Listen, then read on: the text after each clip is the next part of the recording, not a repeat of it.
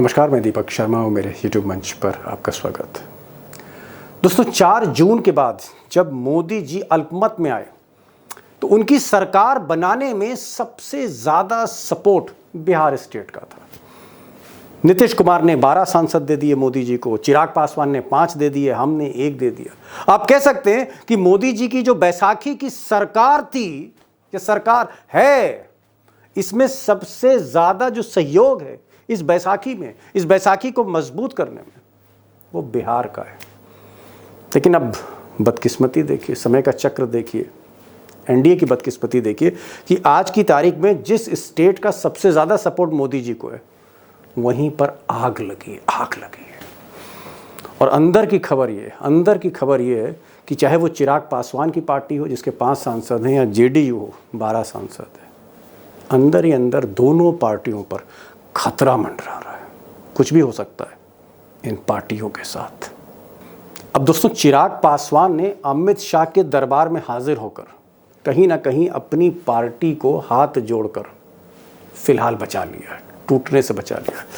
लेकिन क्या नीतीश कुमार हाथ जोड़ेंगे, दिल्ली आएंगे, हाथ जोड़ेंगे मोदी जी से, अमित शाह से, दरबार में हाजिर होंगे, चिराग की तरह जलेंगे, रोशन होंगे अमित शाह की महफिल में? झुकेंगे नीतीश कुमार या फिर पाला बदल सकते हैं? क्योंकि चिराग पासवान के पास विकल्प नहीं है, नीतीश कुमार के पास विकल्प है। इधर से उधर गए, मुख्यमंत्री वही रहेंगे। तो क्या नीतीश कुमार झुकेंगे, सरेंडर करेंगे, या फिर पाला बदल लेंगे? और अगर पाला बदलते हैं, आज नहीं 2 महीने बाद, तो फिर मोदी जी की बैसाखियों का क्या होगा? Big question. फिर मोदी जी का क्या होगा? अब दोस्तों, नीतीश कुमार सियासत के कच्चे खिलाड़ी नहीं हैं। ये जो बाल उनके पके हैं, ये राजनीति की कड़ी धूप में पके हैं। और अगर आज उनके पास एक सशक्त काडर होता, आरएसएस जैसा बड़ा काडर होता, तो हो सकता है मोदी से कहीं ज्यादा कामयाब होते हैं नीतीश कुमार। इसलिए नीतीश कुमार पाला बदलेंगे नहीं बदलेंगे, नवंबर के बाद ही वो तय करेंगे, क्योंकि नवंबर तक 4 बड़े राज्यों के चुनाव के नतीजे सामने होंगे।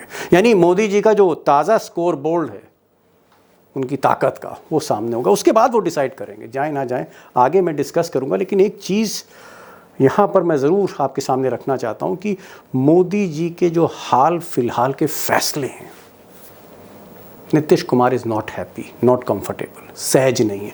और उसकी वजह यह है कि बहुत से फैसले आप जानबूझकर कह सकते हैं वोट बैंक की राजनीति के खातिर, बहुत से फैसले, चाहे वो वक्फ बोर्ड का फैसला हो या असम का फैसला हो, मुस्लिम्स के माफिक फैसले नहीं रहे मोदी जी की सरकार के और बीजेपी की राज्य सरकारों के। ये थोड़ा सा नीतीश कुमार को कचोटते हैं, उनको तकलीफ होती है, क्योंकि सियासत पर उनके असर होता है। और दूसरी चीज़ जो नीतीश कुमार रियलाइज़ कर रहे हैं, जो लल्लन सिंह या बाकी लोग जो सत्ता की मलाई खा रहे हैं नीतीश के साथी, वो रियलाइज़ नहीं कर रहे।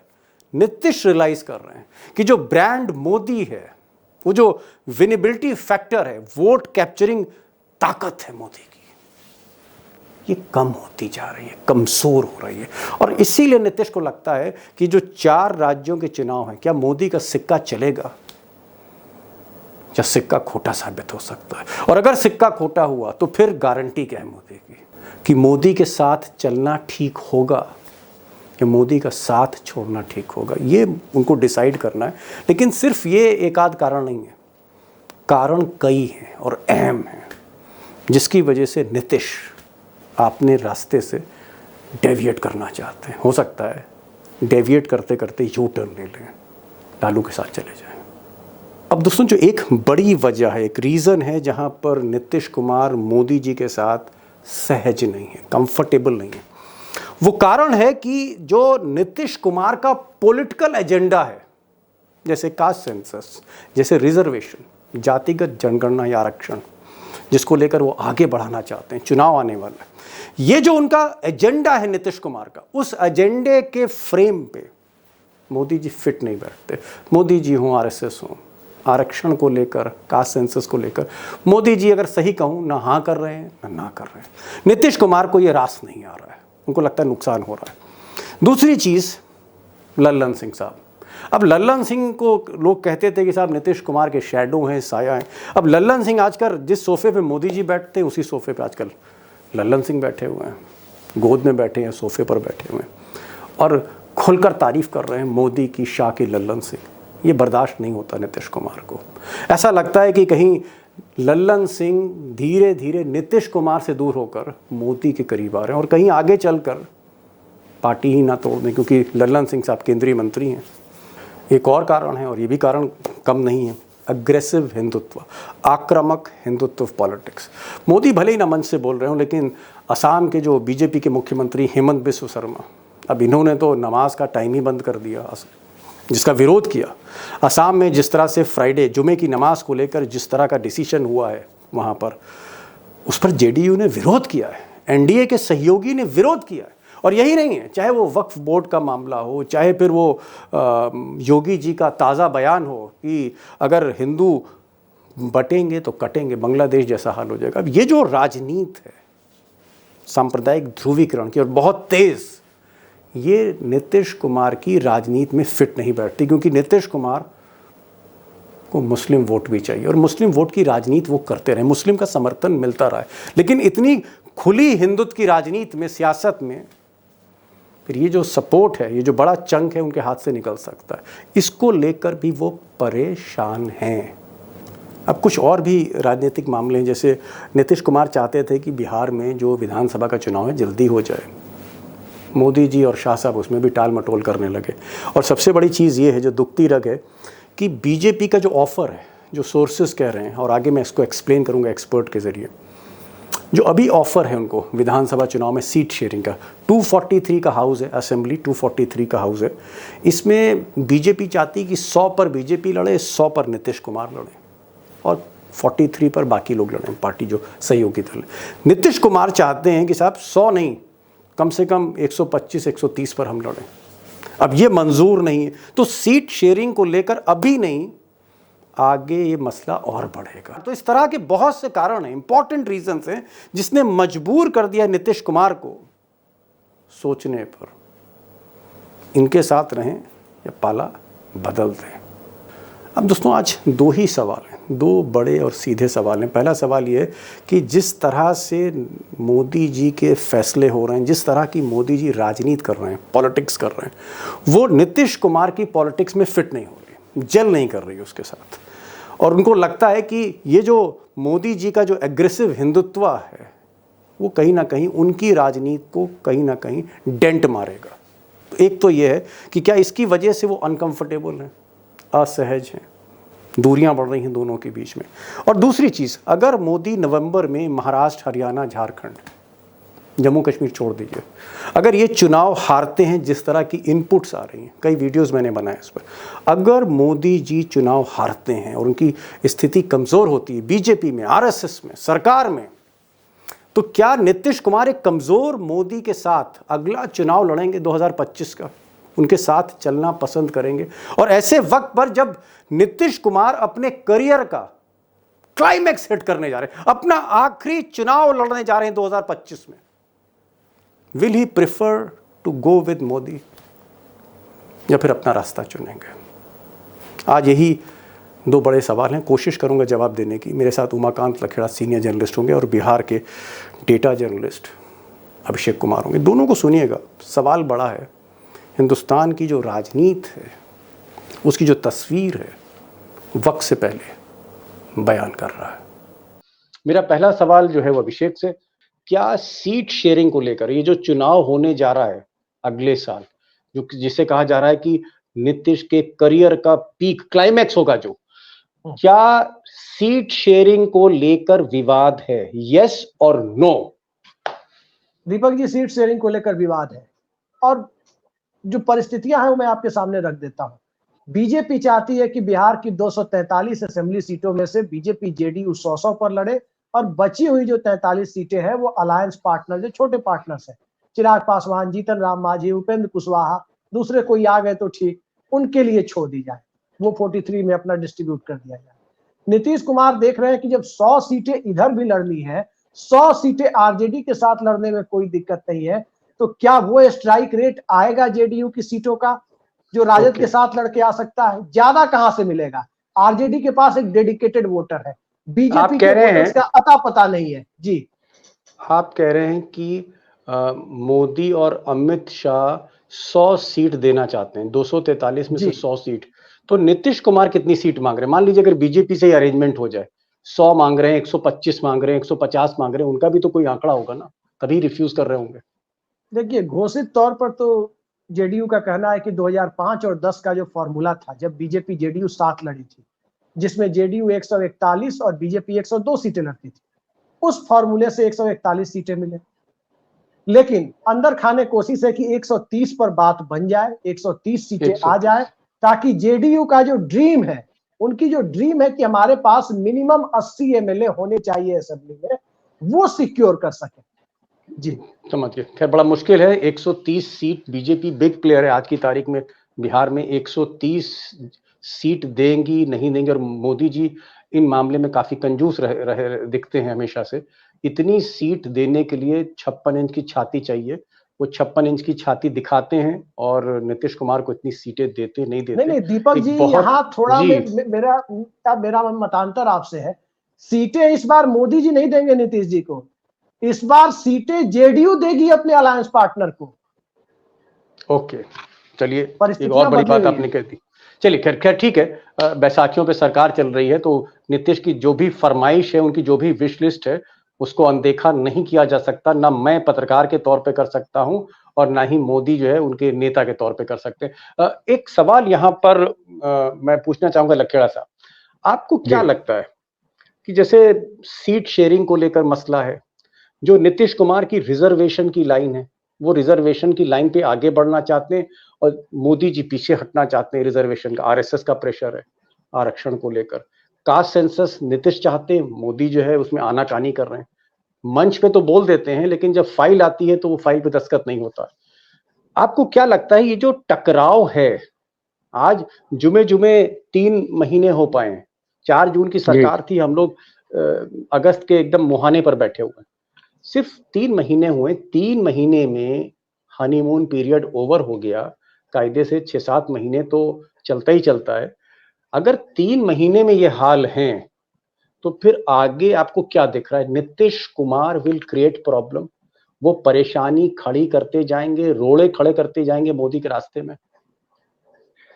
देखिए, मैं ये मानता हूँ, जो मैं बिहार को समझता हूँ और बिहार के आज के हालात को समझता हूँ, और वहाँ पर चुनाव होने वाला है 2025 के। अब चुनाव के डंका नवंबर के बाद बज जाएगा बिहार में।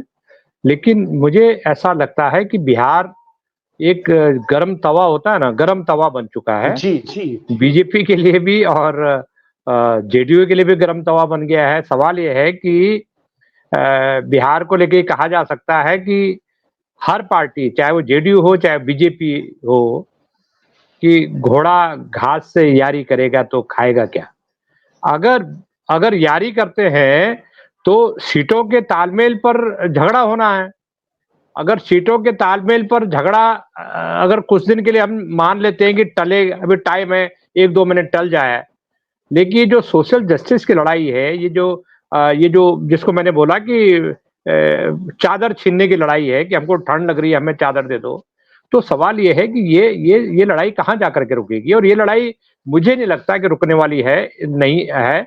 इसलिए नहीं रुकने वाली है ये लड़ाई कि अविश्वास की जो खाई है वो लगातार बढ़ रही है, और जितने दिन बीत रहे हैं लगातार बढ़ रही है। मैं आपको बता रहा हूं कि जनता दल यू के 3, 4, 5, ललन सिंह समेत कई एमपीज को तोड़ने की कोशिश बीजेपी कर रही है, और इसकी सारी जो डिटेल है, minute to minute information Nitish Kumar के पास है।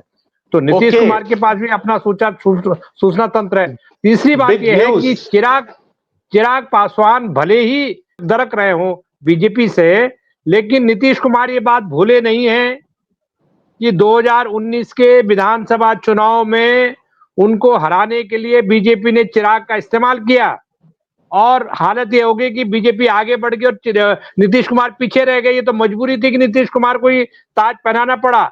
आज की हालत ये है कि वो जो चक्र का पहिया है, वो चक्र का पहिया अविश्वास की खाई, एक दूसरे की टांगे खींचना, एक दूसरे पे शक करना, अविश्वास। ये जी और ये ठीक है, चीजें समझ अब गया। चक्र का पहिया वहीं घूम करके आ गया है जहां 2019 में था। लैक ऑफ ट्रस्ट है, बहुत से कॉन्ट्रडिक्शंस हैं, विरोधाभास हैं। जिस तरह नीतीश आगे बढ़ रहे हैं जिस रास्ते पर, उस रास्ते पर मोदी आगे नहीं बढ़ना चाहते, और मोदी जो एक हार्ड हिंदुत्व की लाइन पर बढ़ना चाह रहे हैं, वहां पर नीतीश को कुछ प्रॉब्लम्स हैं। तो एक काफी आप कह सकते हैं कॉन्ट्रडिक्शंस हैं, मिसट्रस्ट है, कहीं ना कहीं भरोसे की कमी। और ऐसे में ये बैसाखियां कितने दिन मोदी के साथ रहती, बहुत बड़ा एक सवाल है। अभिषेक, मैं देख रहा हूं कि जो भी लखेड़ा साहब ने ब्रेकिंग न्यूज दी कि लल्लन सिंह जैसे कई ऐसे सांसद हैं जो मोदी जी की गोद में बैठे हुए हैं, मोदी जी के सोफे पे बैठे हुए हैं, और हमने तस्वीर भी देखी सोफे पे बैठे हुए। क्या जेडीयू को भी कमजोर किया जा रहा है? क्या चिराग पासवान की पार्टी जिसमें 5 सांसद हैं, चिराग पासवान की पार्टी को भी तोड़ा जा रहा है, जेडीयू को भी तोड़ा जा रहा है? अगर ऐसा है तो फिर आपको क्या लग रहा है कि बिहार में क्या वाकई घमासान हो जाएगा? क्या चिराग पासवान की पार्टी टूट सकती है, या जब तक वो अमित शाह के पैरों पर नहीं पड़ेंगे पार्टी नहीं बच पाएगी? What is the situation sir Bihar में? दीपक जी, आज की घटना मैं आपको बताता हूं, बड़ा दिलचस्प वाकया है। उमाकांत जी जानते होंगे, बिहार के एक बड़े दलित नेता है श्याम रजक, पहले जेडीयू में थे, फिर से जेडीयू में आ रहे हैं। और जो पोस्टर उन्होंने सोशल मीडिया में जारी किया है कि 1 सितंबर को जनता दल यूनाइटेड का हिस्सा बनने जा रहे हैं, उस पोस्टर में नीतीश कुमार के अलावा संजय झा की फोटो है, बाकी वरिष्ठ नेताओं की फोटो है, ललन सिंह की फोटो उसमें नहीं है। आप अंदाजा लगा सकते हैं कि ललन सिंह की फोटो नहीं होना जनता दल यूनाइटेड में शामिल होने की क्या यह पूर्व शर्त है? आखिर कौन सी परिस्थिति उत्पन्न हो गई है कि ललन सिंह पटना गए हैं, नीतीश कुमार से मुलाकात नहीं हुई? ये अलग बात है कि ललन सिंह और नीतीश कुमार के रिश्ते बाहर से कोई टिप्पणी नहीं की जा सकती, कभी भी एक हो सकते हैं और कभी भी दूसरे लोगों को इस कैलकुलेशन में दिक्कत हो सकती है। लेकिन आज की परिस्थिति यही है कि ललन सिंह की स्थिति वही है जो राजद के साथ रहते हुए नीतीश कुमार और ललन सिंह की थी। तब वो राजद नेतृत्व के करीब बताए जाते थे, आज वो भाजपा नेतृत्व के करीब बताए जाते हैं। यानी अविश्वास की खाई तो बनी हुई है। दूसरी तरफ चिराग पासवान की पार्टी को, एक मिनट, मैं चिराग पासवान की बात कहूंगा। मेरे सवाल का मुझे जवाब नहीं मिला। मेरा सवाल यह है कि जिस तरह से लखेड़ा साहब ने बताया और आपने उससे पहले बताया कि नीतीश कुमार कहीं ना कहीं मोदी जी से बहुत ज्यादा नाराज हैं। आपने कहा कि हॉटलाइन जो है वो डॉट लाइन बन चुकी है, संपर्क बिल्कुल नहीं हो रहा है। मेरा ये कहना है कि नीतीश कुमार को क्या लग रहा है कि उनकी पार्टी अमित शाह तोड़ देंगे? क्या लल्लन सिंह जैसे लोग जो नीतीश कुमार के साथ साई की तरह रहते थे, क्या इन पर अब भरोसा नहीं रहा नीतीश कुमार को? क्या नीतीश कुमार को अंदर ही अंदर डर लग रहा है कि पार्टी तोड़ देगी गुजरात लॉबी? नीतीश कुमार को न तो ललन सिंह पे भरोसा है आज की तारीख में, न संजय झा पे भरोसा है, न अशोक चौधरी पे भरोसा है। नीतीश कुमार को खुद नीतीश कुमार पे भरोसा है। आज की स्थिति यही है। भारतीय जनता पार्टी के साथ नहीं, ललन सिंह, अरे भाई आप बहुत बड़ी बात कह रहे हैं। चलिए संजय झा तो चलिए बीजेपी की बैकग्राउंड से आए थे, ललन सिंह तो शैडो है भाई, साया है। हनुमान जी कैसे छोड़ देंगे भगवान राम को? वो कभी शैडो हुआ करते थे। आज परिस्थितियां बदल चुकी है। वो साल दूसरा था, ये साल दूसरा है दीपक जी। वो हालात अब बदल चुके हैं। हालात इसलिए बदल चुके हैं क्योंकि नीतीश कुमार की प्राथमिकताएं पहले से काफी बदल चुकी है। तो क्या आप ये कह रहे हैं कि लल्लन सिंह जो number 2, almost number 2, sometimes he was the Amit Shah of Nitish Kumar, क्या लल्लन सिंह और नीतीश कुमार में अब दूरियां हैं? क्या उनके बीच में अब बहुत ज्यादा गैप है, कम्युनिकेशन गैप है? दीपक जी, इसका जवाब तो उसी दिन मिल गया था हम सब लोगों को, जिस दिन एक सांसदों वाली बिहार की पार्टी को बड़ा मंत्रालय मिला था और ललन सिंह को भैंस बकरी भेड़ चलाने वाला मंत्रालय दिया गया। वो जवाब, उसके लिए ज्यादा कुछ कहने की जरूरत नहीं है। स्थिति ये है कि ललन सिंह जनता दल यूनाइटेड को तोड़ पाते हैं या तोड़ नहीं पाते हैं, ये बड़ा मुद्दा है। ललन सिंह जनता दल यूनाइटेड को, पहली बात मैं बता दूं, मतलब अभिषेक आप कह रहे हैं, बड़ी बात, बहुत बड़ी बात, एक चीज कहता हूं, नहीं आपने बहुत बड़ी बात कह दी। मैं तो कम्युनिकेशन गैप की बात कर रहा था, आपने तो ये कह दिया कि अब ये देखना होगा कि लल्लन सिंह पार्टी तोड़ पाते कि नहीं तोड़ पाते, वो सांसद उतनी संख्या ला पाते कि नहीं पाते। मामला यही बात कह रहा हूं, इसमें एक महीन फर्क है जिसको जानना जरूरी है। ललन सिंह पार्टी तोड़ पाने की स्थिति में नहीं है, एक बात। ललन सिंह पार्टी तोड़ना नहीं चाहते हैं, ये बात भी दूसरी है। और इसके पीछे सबसे बड़ी वजह यह है कि वो आरसीपी सिंह का हश्र देख चुके हैं। भारतीय जनता पार्टी के अंदर उनकी गुंजाइश बहुत ज्यादा नहीं है।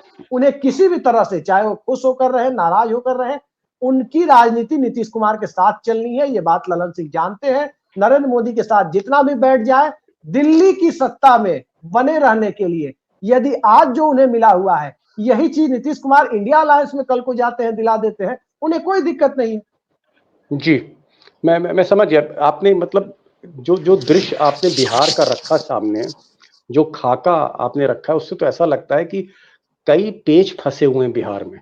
और मैं लखेड़ा साहब के पास जाऊंगा क्योंकि बहुत कंफ्यूजन है आप दोनों की बातें सुनकर।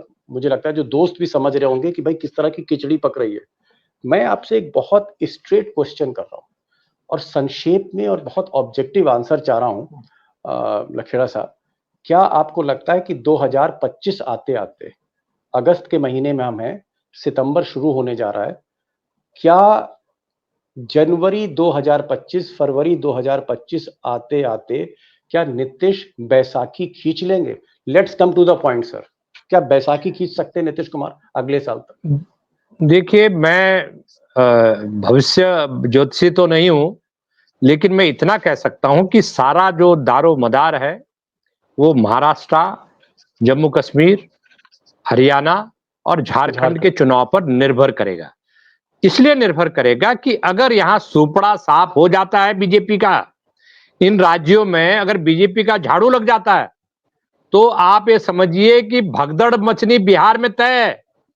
और फिर जो कंट्रोलिंग पावर है, जो रिमोट होगा, रिमोट नीतीश कुमार और उसके करीबी लोगों के हाथ में होगा।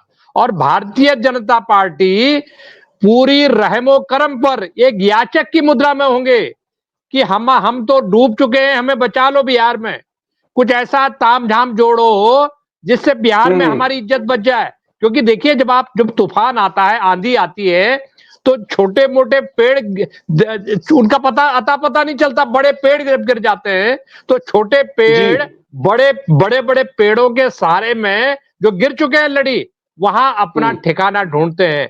मैं ऐसी पिक्चर और ऐसी तस्वीर देख रहा हूं कि बिहार चुनाव आते आते भारतीय जनता पार्टी पूरी तरह, जिसको कहते हैं ना, हाथ जोड़ करके जेडीयू के सामने आ जाएगी कि जो इंडिया गठबंधन है उसकी अगर अंडर करंट है बिहार की पॉलिटिक्स में, उसको केवल नीतीश कुमार और नीतीश कुमार को केंद्र में रख करके ही आप थाम सकते हैं।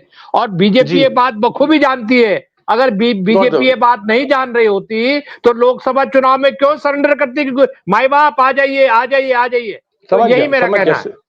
समझ गया लखेड़ा साहब, समझ गया। अभिषेक, लास्ट क्वेश्चन। लखेड़ा साहब ने तो पूरी तस्वीर ही खींच दी और बड़ी खौफनाक इन्होंने मंजर दिखा दिया। और कहीं मोदी जी, शाह साहब देख रहे होंगे तो मुझे लगता है कि चाहे सुबह की चाय हो या रात का खाना हो, खराब हो जाएगा, चाय जहर बन जाएगी अगर ये लखेड़ा साहब की बातें सुन ली मोदी जी ने या शाह साहब ने। मुझे ये बताइए कि चलिए मान लिया अगर चारों राज्य मोदी जी के हाथ से निकल गए, चुनाव हार गए, बीजेपी का प्रेशर बढ़ गया, आरएसएस की मीटिंग ऑलरेडी चल रही है केरला में, वहां भी मोदी जी से लोग खुश नहीं है, मोहन भागवत एंड लॉबी। अगर नीतीश कुमार ने डिसाइड ही कर लिया कि भाई मोदी जी के साथ अब कुछ मिलना नहीं है, इनका ब्रांड कमजोर हो गया है, इनका वोट कैप्चर करने की क्षमता जो है नहीं रही, क्या नीतीश कुमार अगर साथ छोड़ें तो लालू, तेजस्वी, राहुल गांधी नीतीश कुमार को एक्सेप्ट करेंगे? कुछ सूत्र आपके बता रहे हैं, कुछ बातचीत हो रही है इंडिया अलायंस और नीतीश कुमार से? ट्रैक 2 पॉलिसी है? दीपक जी, ये ट्रैक 2 नहीं, ट्रैक 1 है, पहली बात मैं आपको बता दूं। अच्छा। और आरजेडी के साथ कभी बातचीत बंद नहीं होती है। ये बात लालू यादव ने कहा है कि दरवाजा कभी बंद होता है क्या? उन्होंने मीडिया से कही है ये बात कि दरवाजा कभी बंद नहीं होता।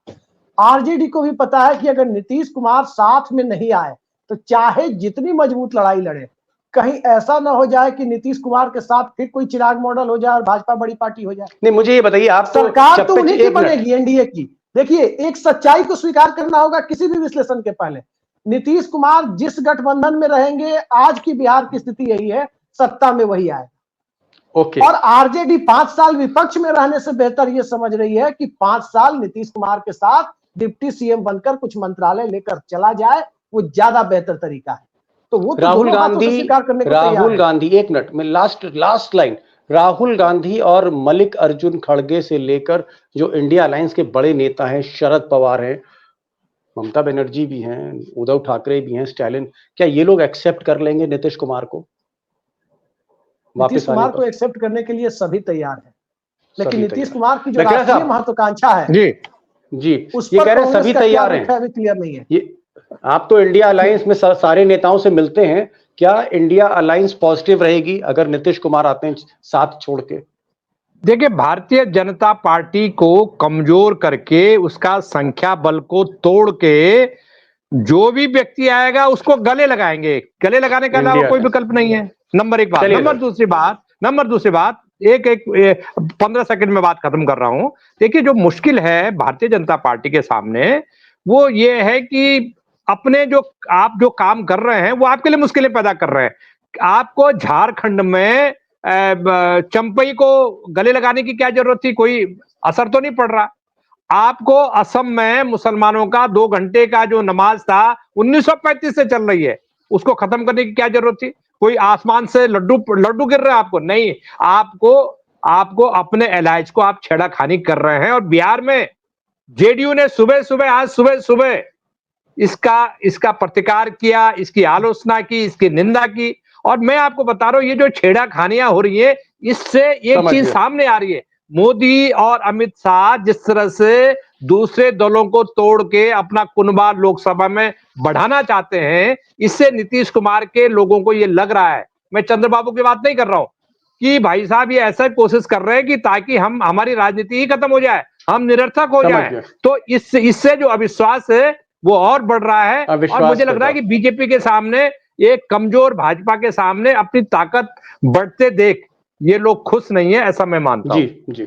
लकीरा साहब ने 2 इंपॉर्टेंट बातें एकदम आखिर में कही। इन्होंने कहा कि बीजेपी एक तो कमजोर विकेट पर है मोदी जी, और फैसले भी गलत ले रहे हैं। कभी वक्फ बोर्ड जो है वो लाकर जो सेकुलर पार्टीज हैं, जैसे नीतीश कुमार की है या नायडू बाबू की, जिनको मुस्लिम वोट चाहिए, उन लोगों के लिए तकलीफ होती है जब मोदी जी इस तरह का हिंदुत्व का कार्ड खेलते हैं। असम में जिस तरह का हिंदुत्व का कार्ड खेला गया, उससे भी नीतीश कुमार को प्रॉब्लम हुई और उनको कहीं ना कहीं इसका प्रतिकार, खंडन करना पड़ा, उस पर ऐतराज करना पड़ा। तो मोदी जी की जो हिंदुत्व की एग्रेसिव पॉलिसी हो रही है, उसको लेकर भी नीतीश कुमार सहज नहीं है, और जो भागीदारी और हिस्सेदारी उनको चाहिए थी वो भी मोदी जी नहीं दे रहे, वो स्पेस नहीं दे रहे। और ऐसे में अगर नवंबर में 4 राज्यों के चुनाव के नतीजे जब सबके सामने होंगे, अगर मोदी जी वहां पर हारे उन 4 राज्यों में, तो नीतीश कुमार कोई बड़ा फैसला ले सकते हैं, जिसे राजनीति की भाषा में कहते हैं पुनर्विचार करना, फिर से एक सेकंड थॉट दे सकते हैं। और हमारे साथी अभिषेक बता ही चुके हैं कि इंडिया अलायंस हाथ खोलकर स्वागत करेगा, बाहें जो हैं खोलकर स्वागत करेगा नीतीश कुमार का, क्योंकि जो भी मोदी को कमजोर करता है वो इंडिया अलायंस के साथ होगा, ऐसा कहना है। तो बहरहाल देखना है बिहार में आगे आगे क्या होता है, क्योंकि दिन ब दिन दृश्य बदल रहा है और every day is a challenge for Modi and Amit Shah. हर दिन एक नई चुनौती है। लखरा साहब आप आए और अभिषेक आप आए, समय निकाला गया, बहुत बहुत शुक्रिया। अपने दोस्तों की तरफ से, व्यूअर्स की तरफ से मैं आपका शुक्रिया अदा करता हूं कि आप आए और आपने खुलकर बातें करी। Thank you so much.